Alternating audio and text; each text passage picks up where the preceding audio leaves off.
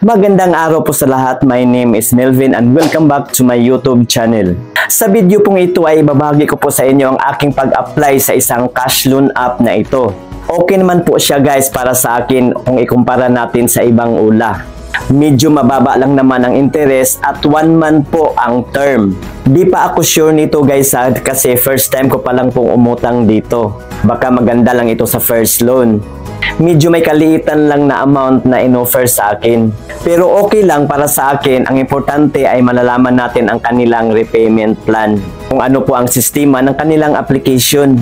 Kaya sundan nyo lang po at tapusin ang video ito guys dahil ipapakita ko po sa inyo actual ang aking pag-fill up ng form hanggang sa na-approve at hanggang sa na-disburse na yung pera na niloan ko. At sa mga interesado nito, sundan nyo lang po ang ginawa ko sa video ito. But before anything else, kung bago ka pa lang po sa aking YouTube channel at sa mga di pa nakasubscribe, pakiclick mo yung subscribe button na nasa baba at pakihit yung notification bell para ma-notify po kayo sa tuwing may bago na naman akong mga reviews, mga tutorial video na i-upload sa aking channel. So let's start! Ito, panoorin nyo.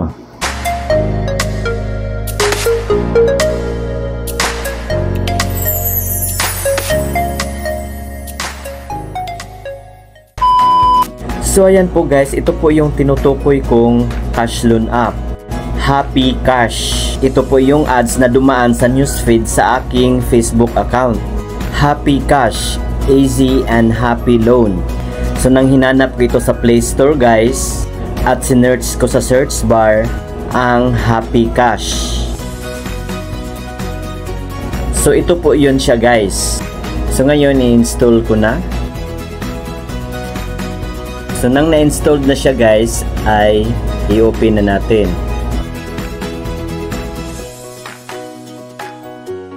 At ito po yung dashboard ng Happy Cash. Available amount 25,000 pesos. Low interest 0.3% per day. Ang long period po niya guys ay up to 180 days. At 3 minutes lang daw ang processing. So ngayon guys, i-click na natin itong borrow now. At same as usual, hingiin nila ang ating active mobile number. At pagkatapos nating malagyan ng contact number, ay i-click natin itong may maliit na bilog para malagyan ng check to prove that we have read and agreed the privacy policy and the service agreement. Pagkatapos niyan, i-click natin itong let's go. And then mag-send ang Happy Cash ng 4-digit verification code sa ating mobile number na nilagay. At pagkatapos niyan, i-click natin itong login. And then, i-click lang natin itong I understand and agree.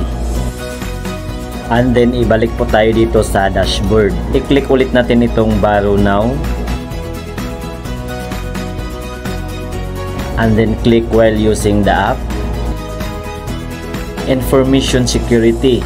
Happy Cash recognizes the value of your personal information. So, i-click na natin itong got it. So, ito po yung first page ng kanilang application form guys. So, ito po yung mga hinihingi nilang mga personal info natin. Una po dito guys ay kung anong purpose natin sa ating pag-loan. At may mga pagpipilian po tayo guys. Hingiin din nila ang ating educational level, kung ano po ang natapos natin. May mga pagpipilian din po tayo. And then number of credit cards. Gusto nilang malaman kung ilan ang ating credit cards. So kahit may credit cards tayo guys, 0 pa rin ang ilagay natin. Baka isipin nila marami tayong utang.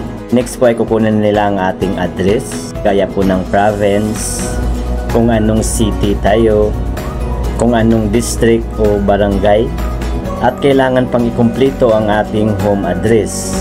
And then hingin din nila ang ating personal email address. At pagkatapos nating ma-fill upan yan lahat guys, ay i-click natin itong next dito sa baba. At ito na po ang pangalawang page ng kanilang application form guys. Hingiin nila ang ating work information. Tulad po ng ating occupation, kung anong trabaho natin. At may mga pagpipilian po tayo dito guys. At kapag wala dyan sa selection ang ating occupation, itong others na lang ang pipindutin natin.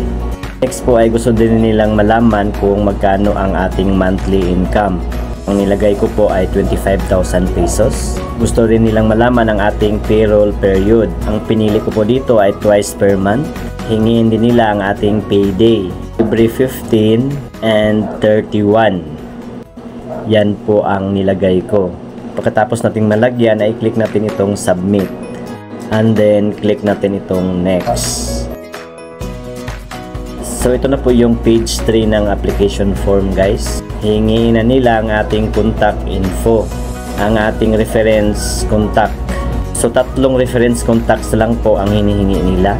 Kailangan dito sa una, contact number ng ating asawa or ng ating parent or ng ating mga anak or contact info ng ating brother or sister.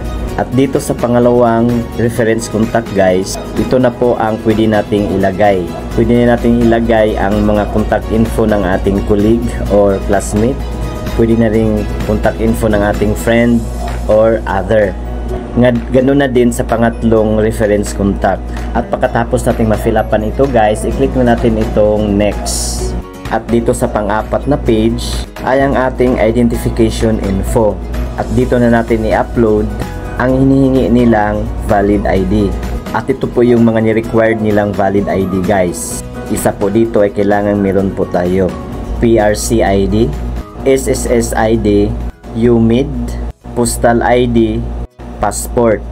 Itong 5 valid ID nito, guys, na may nakalagay na higher credit, kung meron po tayong available dito na isa, ay may posibilidad doon na mas higher yung credit limit na ibibigay sa atin ng Happy Cash. At itong nasa baba, itong other ID type, bilong ito sa lower credit.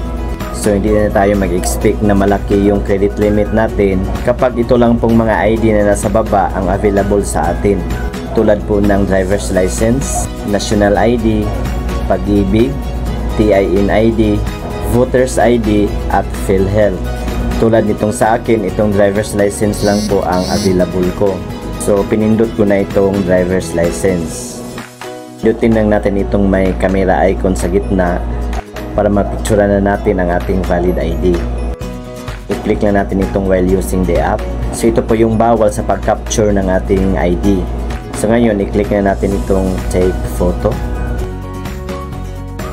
At ayan po, itapat po natin ang ating valid ID sa kung anong posisyon ang frame. Kapag okay na, i-click natin itong my below. At ito na po, uploaded na po ang aking ID. Ngayon, sa likod na naman ng ating ID ang ating pipicturan. Ganun pa din ang ating gagawin. At ayan po, uploaded na po ang harap at likod ng ating ID. At dito sa baba, kailangan nating ilagay ang ID number, ang ating pangalan, ang ating middle name. Kapag meron po tayong middle name, guys, i-click na natin itong arrow, and then yes po ang piliin natin.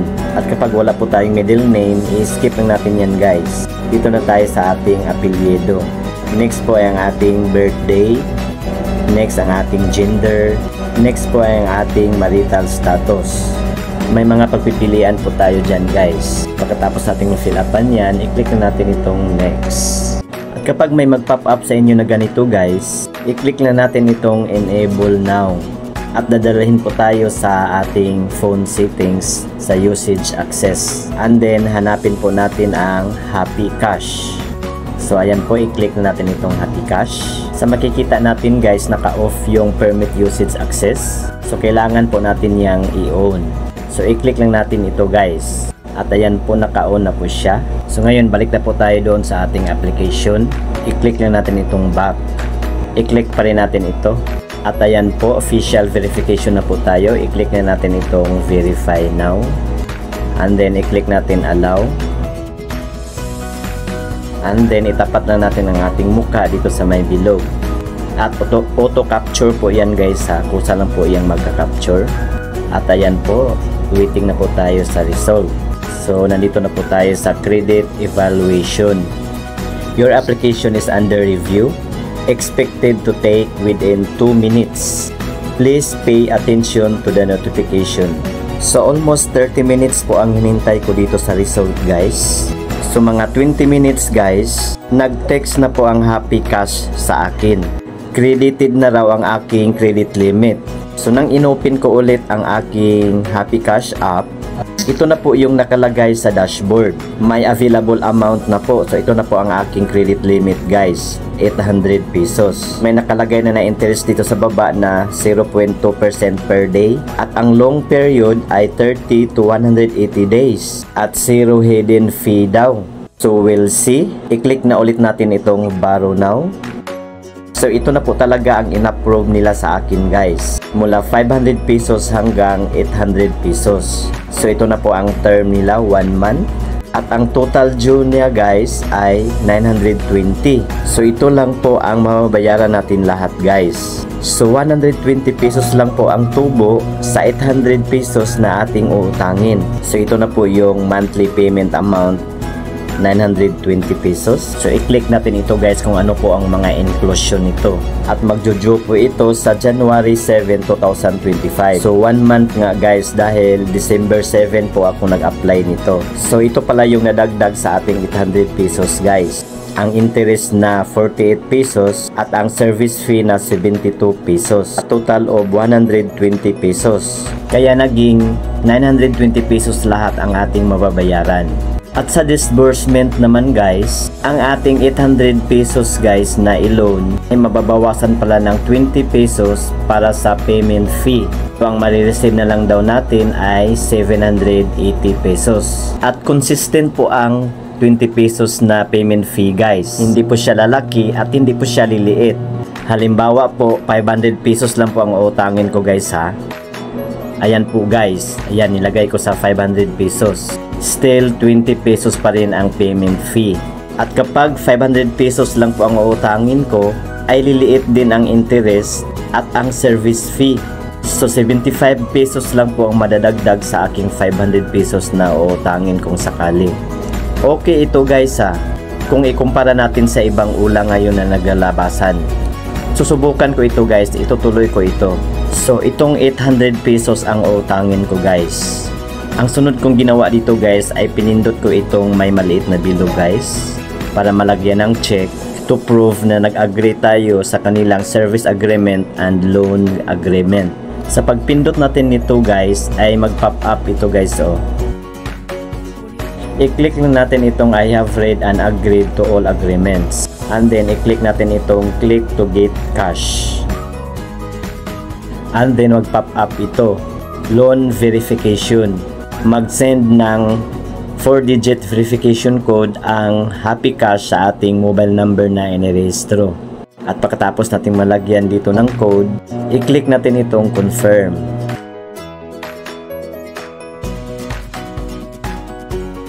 And then mag-facial verification na naman tayo. I-click na naman natin itong verify now. Itapat na naman ulit natin ang ating mukha dito sa may bilog. At kusa po iyang magka-capture. At ayan po, processing na po. Verifying the result for you. Please wait. So naghintay na naman ako dito ng almost 30 minutes guys. Nag-text na lang ang Happy Cash na na-disburse na nila ang aking niloan na 800 pesos. So ang na-receive ko na lang guys ay 780 pesos. Dahil tulad ng nabanggit doon sa repayment plan na binawasan ng payment fee na 20 pesos. Not bad, okay naman siya. Kung ikumpara natin siya sa mga ibang ula guys na ang loan term ay 7 days lang po. Tapos babawasan pa ng napakalaking halaga ang ating niloan. Halos kalahati din ang ibabawas nila. So abangan nyo na lang guys ang iba ko pang mga review at sa pag-reloan ko dito sa Happy Cash. And to say is to believe guys, ito na po yung text sa akin ng Happy Cash. Happy Cash, Dear Melvin, congratulations! Your 780 pesos loan is now disbursed to your withdraw account GCash. At pagbalik ko doon sa Happy Cash app guys, may nag-pop up din sa dashboard. Ito po yun. Loan approved. Funds disbursed. So binigyan ko agad ito ng 5 star guys. So ito na po ang loan details na nag-pop up sa aking dashboard. So legit po siya guys. So tulad ng sinabi ko guys, baka maganda lang ito sa simula. Baka habang tumagal ay mas lalong ilulubog na naman tayo. We'll see guys sa next kong review nitong Happy Cash. And that's all for today guys, at lagi ko po itong inuulit. Lagi po nating tatandaan na mag-ingat po tayo lagi sa mga naglalabasang mga ula ngayon. Paki-like and share na lang po sa video ito guys para may idea din po ang iba. At para sa iba pa pong mga katanungan, pakisulat lang po inyo mga tanong dyan po sa comment section sa baba. So yun lang man po guys, maraming salamat sa panonood. See you again sa next kong mga reviews, mga tutorial video. Goodbye, God bless us all. Merry Christmas po sa lahat.